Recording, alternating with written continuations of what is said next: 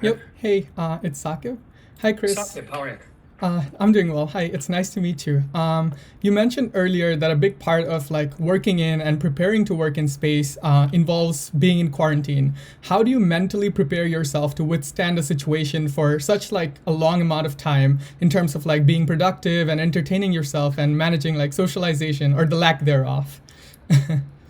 Yeah, it's actually a tiny piece. I mean, I was an astronaut for 21 years and I was in quarantine for a month, total over 3 space flights. So, it's actually a tiny, tiny piece. But the core of your question is really important. And that is, how do you mentally prepare yourself for doing something that is difficult and dangerous and remotely isolated? Uh, I think number one is to have a clear purpose in mind. I am not a person who would take risks for no reason. I am not a thrill seeker. In all the movies, they portray astronauts as being these wahoo cowboy thrill seekers. That is not the type of people we are at all. We only take risks because there's a reason to take a risk.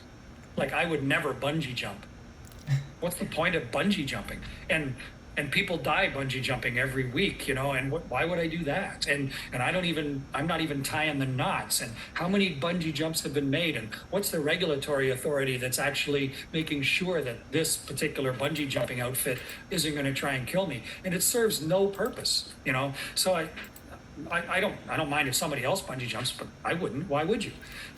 But I think exploring the rest of the universe and trying to understand everything that lies beyond our atmosphere and being able to look at the world from space and understand the world, that's worth taking a risk for. So if assuming that you've decided it's worth taking a risk, then in order to psychologically prepare, you need to become expert. You need to really understand your rocket.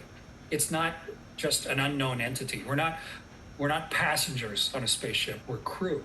And we have a huge part to do with making that spaceship work properly.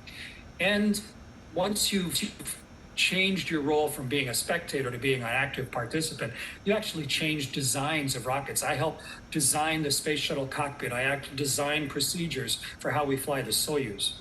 And then for getting to space, how are you going to lead your crew? How are you going to be a crew member?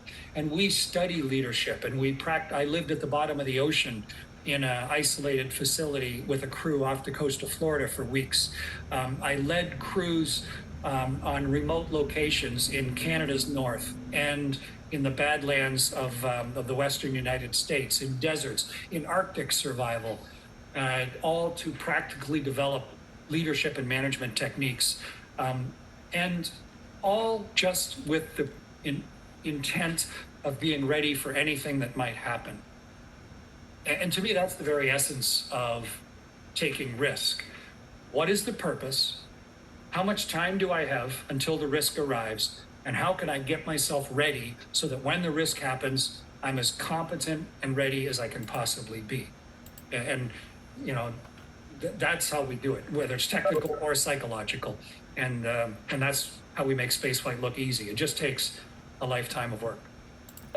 That's awesome, and those are some incredible questions to reflect on. Thank you so much. You're welcome. Okay, Jeffrey Lee.